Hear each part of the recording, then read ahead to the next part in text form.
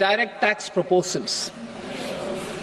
In Part A, I have briefly underlined taxation reforms as one of key reforms to realize our vision of Vikasit Bharat. In respect of criminal law, our government had earlier ushered in Bharatiya Nyaya Sanhita, replacing Bharatiya Danda Sanhita.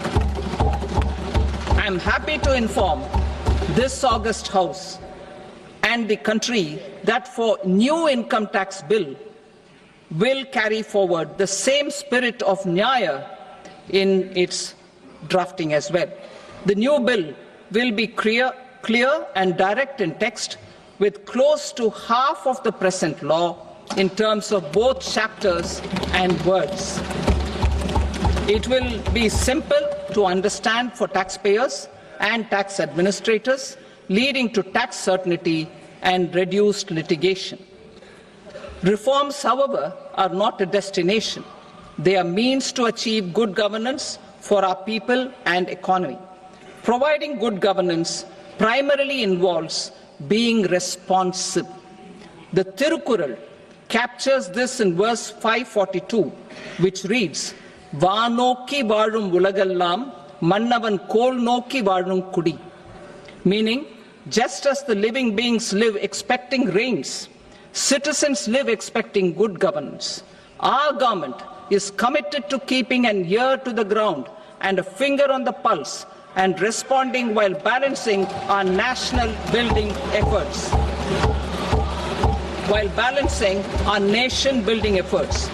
The following measures will detail just how our government will, under the guidance of PM Modi, has taken steps to understand and address. I repeat that sentence, sir.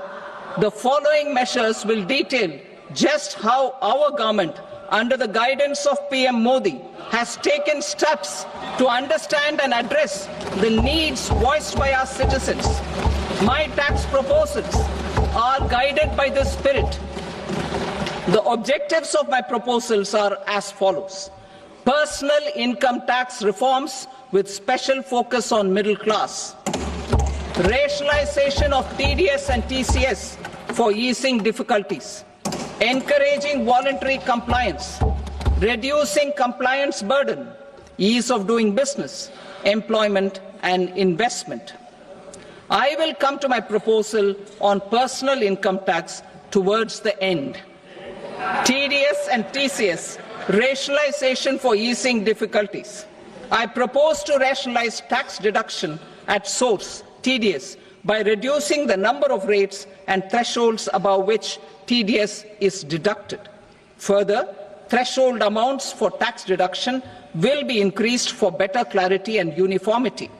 The limit for tax deduction on interest for senior citizens is being doubled from the present 50,000 rupees to 1 lakh rupees.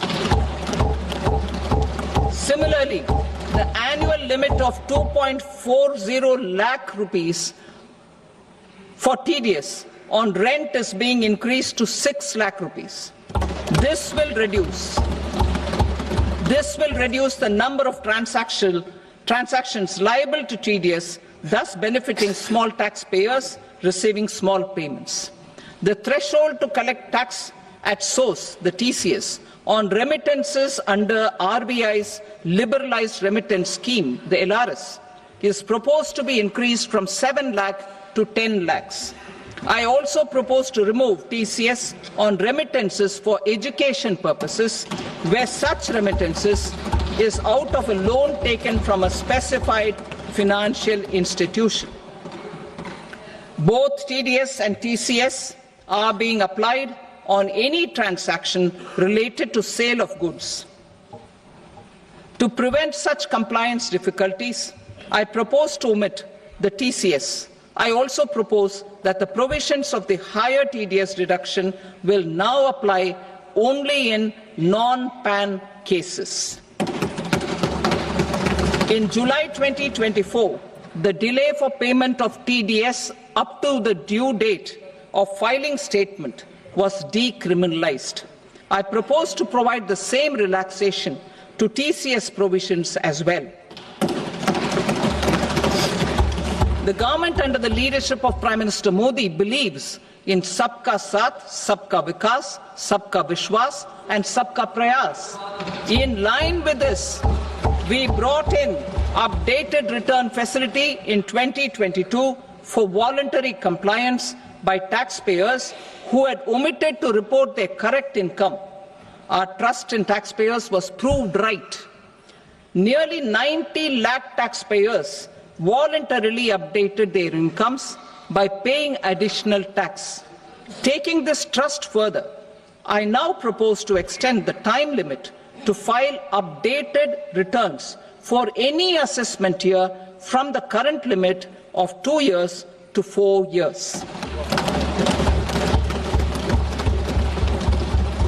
I propose to reduce the compliance burden for small charitable trusts and institutions by increasing their period of registration from 5 years to 10 years. It is also proposed that disproportionate consequences do not arise for minor defaults such as incomplete applications filed by charitable entities. Presently, taxpayers can claim the annual value of self-occupied properties as nil only on the fulfillment of certain conditions. Considering the difficulties faced by taxpayers, it is proposed to allow the benefit of 2 such self-occupied properties without any condition.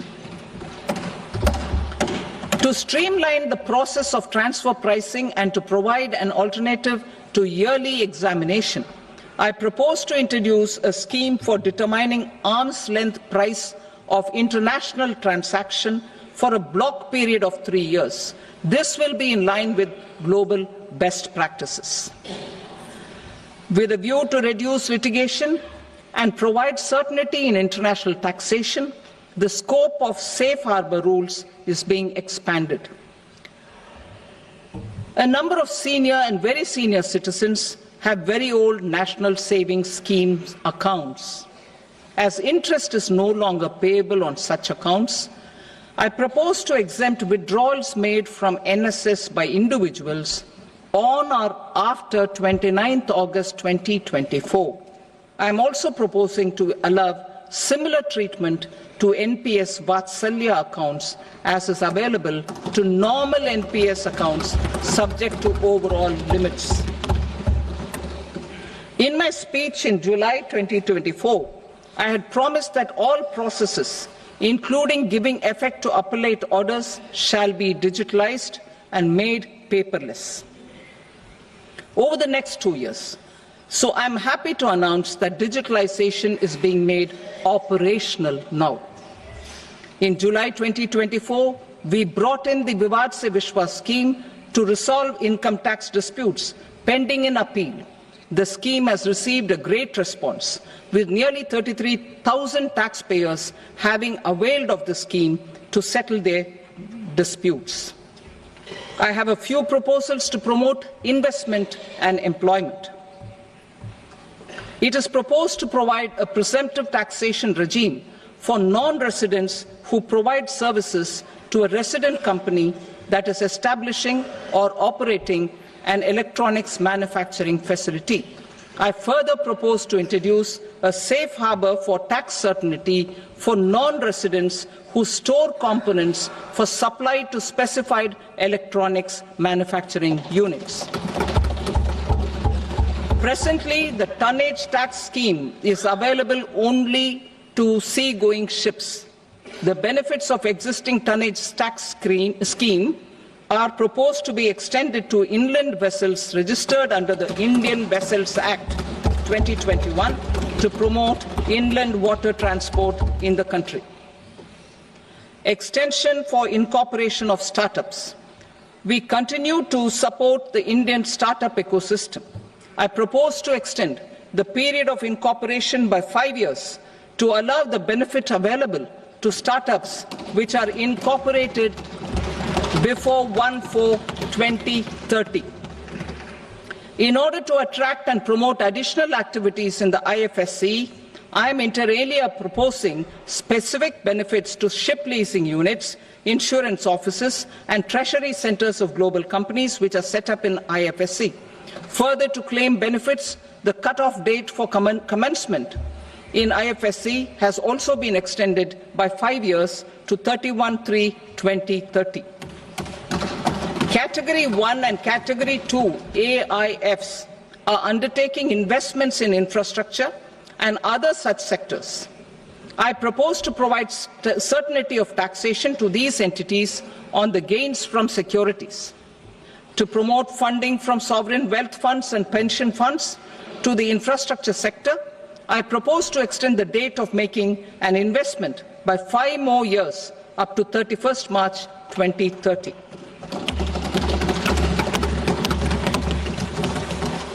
Subscribe to Midday India. Get direct notifications on all our videos by clicking on the bell icon.